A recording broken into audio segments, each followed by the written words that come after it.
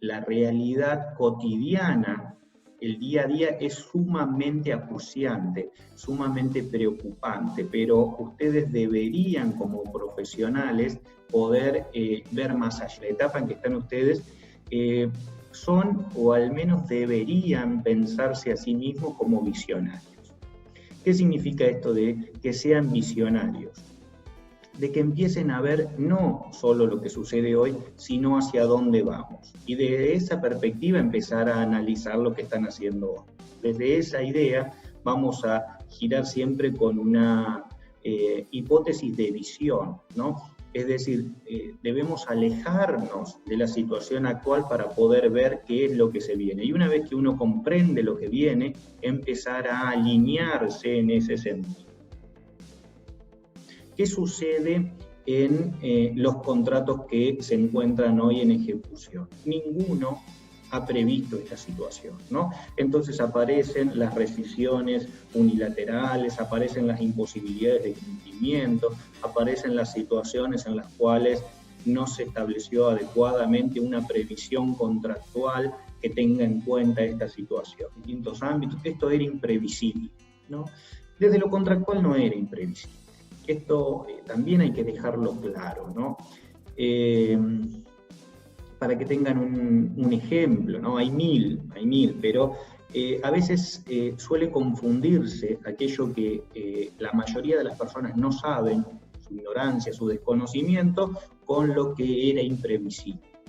Desde nuestra actividad profesional está claro que la situación de una pandemia es una situación de caso fortuito o de fuerza mayor, ¿no? Jurídicamente hablando, esta es una causal que aparece en todos los libros, en todos los códigos, no de ahora, sino de hace 2000 años, que existía la regulación legal para casos en los cuales se generaba o sucedía un supuesto de caso fortuito o fuerza mayor, en el cual implicaba que ese contrato no iba a generar consecuencias para el deudor. Lo que pasa es que esa situación, como les decía, fue construida hace 2000 años y el mundo actual no tiene ningún parecido con la situación para la cual esa institución legal, que hoy también está, ¿no?, en nuestro Código Civil y Comercial. Desde el año 2015 tenemos un texto moderno, ágil, que unifica las obligaciones civiles y comerciales y recoge también, obviamente, tiene varios artículos, el principal de ellos es el 1730, que nos va a describir qué es una fuerza mayor y un caso fortuito. Y claramente la pandemia entra ahí, ¿no? Eso no lo vamos a discutir. Lo que vamos a discutir o lo que vamos a tratar de visibilizar es por qué los profesionales que se dedicaban a hacer contratos, sean abogados o básicamente ustedes, corredores y martilleros, nunca advirtieron esto. Teniendo en cuenta que el contrato de corretaje empieza a generar tensiones en la sociedad, ¿qué significa con esto? Como les mencionaba, en el Código de Comercio de Vélez duró como actividad auxiliar del comercio algo así de 200 años, 140, 150 años, pero antes venía igual también. Entonces podíamos redondear. Desde el 2015, donde se incluyó el contrato de corretaje y la realización de estos contratos por profesionales con título habilitante y matriculación en los colegios respectivos, el 2015 en tiempos históricos es ayer. Ya ha recibido en el 2016 un proyecto de reforma a la ley de alquileres que incluía y modificaba la actividad y las comisiones de los corredores. En el 2017, 3 proyectos. En el 2018, 5 proyectos de ley para modificar eso.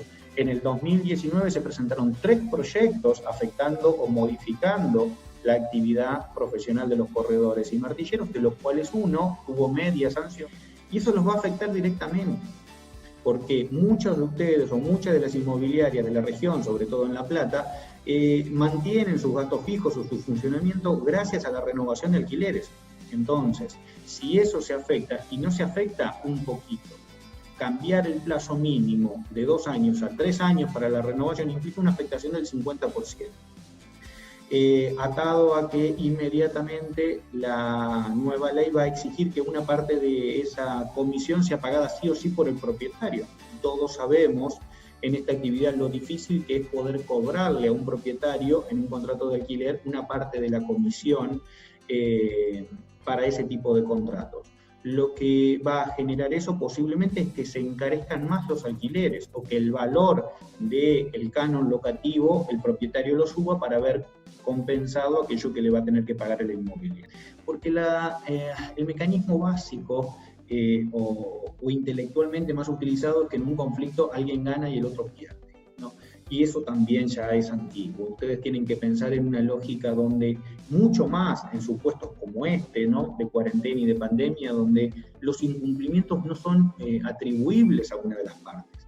Acá las dos partes no han hecho nada malo, ¿no? Entonces ese es el diagnóstico. Y ahora, ¿cómo resolvemos el problema? Hay que distinguir los casos de incumplimiento total, hay que distinguir los casos de imposibilidad real de incumplimiento y hay que encontrar las herramientas necesarias para resolver esas cuestiones hoy. ¿Con qué agravante? Con que los contratos fueron elaborados para otra realidad. Hace 6 meses, hace 8 meses, el año pasado, cuando se firmaron los contratos que hoy están en ejecución, no contemplaban estas problemáticas. En su actividad profesional tienen 2 momentos, ¿no? Muy claros. Cuando están en la etapa de negociación, están mirando o deberían mirar o deberían recordar esta idea de visionario. Tienen que hacer el esfuerzo por imaginarse todo aquello que va a pasar. Y ese es el momento de escribirlo, ese es el momento de redactarlo en cada uno de los contratos, ¿no? Porque me han escuchado decir varias veces que yo estoy en contra de los modelos.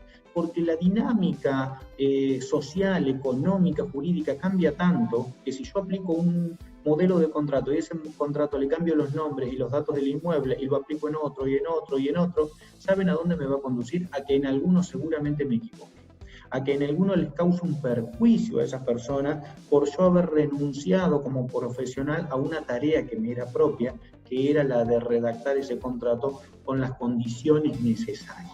Traten de hacer lo mejor para ese tipo de operación, darle un trato personalizado a cada una de las relaciones para que esa relación sea exitosa, no solo hoy en la etapa de elaboración y de concreción, sino en la etapa de conflictos o de resolución de los posibles conflictos que se vayan a presentar. Es muy importante que no renuncien a esta gimnasia de pensar cada una de las cláusulas en función de las partes y del momento histórico.